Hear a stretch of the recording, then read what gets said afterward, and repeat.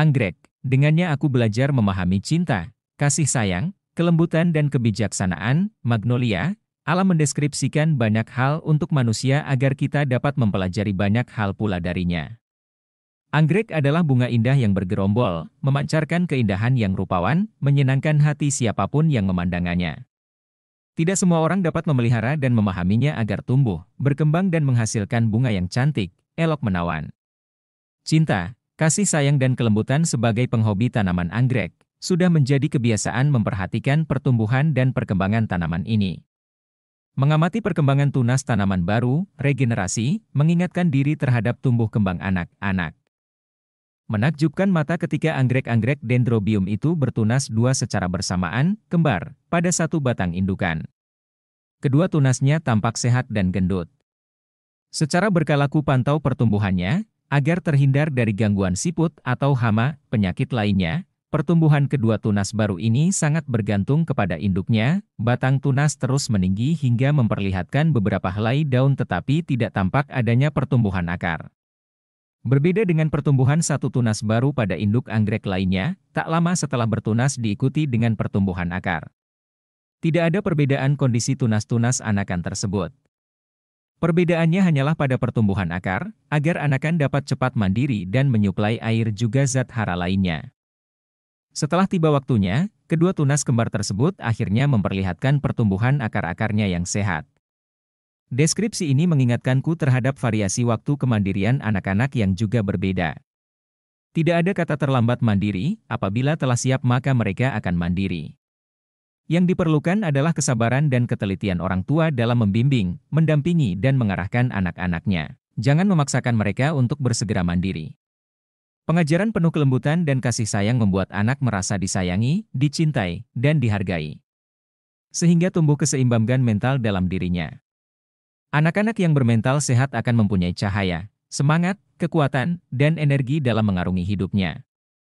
Sebaliknya, anak-anak yang jauh dari cinta, kasih sayang dan kelembutan akan menjadikan mereka tidak bersemangat, bahkan di masa kecil. Masa muda mereka akan menjadi suram dan tumpul, dan masa tuanya akan tidak jauh berbeda, meletihkan, abnormal, atau kepribadian tak seimbang. Rasulullah Shallallahu Alaihi Wasallam bersabda, tidaklah sifat kelemah lembutan itu ada pada sesuatu melainkan akan menjadikannya indah dan tidaklah tercabut dari sesuatu melainkan akan menjadikannya jelek. Hair Muslim, kebijaksanaan anggrek, umumnya, merupakan tumbuhan epifit, menempel pada tumbuhan media lain tetapi tidak menjadi parasit. Sejatinya akar-akar ini harus dapat mengikat erat tempatnya berpijak, agar batang tanaman tegak dan kokoh berdiri. Namun perakaran anggrek, lunak dan mudah patah disebabkan sifatnya yang tidak fleksibel. Akar mengokohkan pertumbuhan batang, ibarat akal pikiran mengokohkan pemahaman terhadap pengetahuan kepada manusia melalui proses berpikir. Bukankah manusia adalah makhluk Allah Ta'ala, Allah yang paling sempurna karena keberadaan akal dan proses berpikir yang terjadi di dalamnya. Sejatinya proses berpikir diajarkan kepada anak sejak dini, agar mereka terbiasa berpikir dan dapat mengutarakan pendapatnya dengan pemahaman, pengetahuan dan hikmah yang benar. Dengan terbiasa berpikir, maka seorang anak akan percaya diri, tidak pelin-pelan atau menyerahkan keputusan penting hidupnya kepada orang lain. Proses berpikir umat muslim hendaknya didasarkan atas pemahaman sakofah Islam. Pemahaman sakofah Islam yang tidak benar dan menyeluruh, meliputi seluruh aspek kehidupan, akan menjadi celah rusaknya seorang muslim untuk dapat tumbuh berkembang menjadi mukmin sejati. Bagaikan akar yang menjalar dan mencengkeram, pengetahuan dan pemahaman sakofah Islam hendaknya dipelajari terus agar memenuhi ruang akal dan pikiran tiap insan yang mengaku muslim. Menjadikannya sebagai asas dasar dalam menuntun hidup dan kehidupan. Agar dapat berdiri tegak dan kokoh dalam perkembangan ruang zaman dan kemajuan teknologi. Tidaklah kemajuan teknologi dan modernisasi zaman diciptakan terkecuali hanya untuk mendapatkan manfaat. Kebaikan dan kemudahan dalam urusan hidup dan kemaslahatan umat, bukan sebaliknya menjadi ajang maksiat kepada Allah Ta'ala.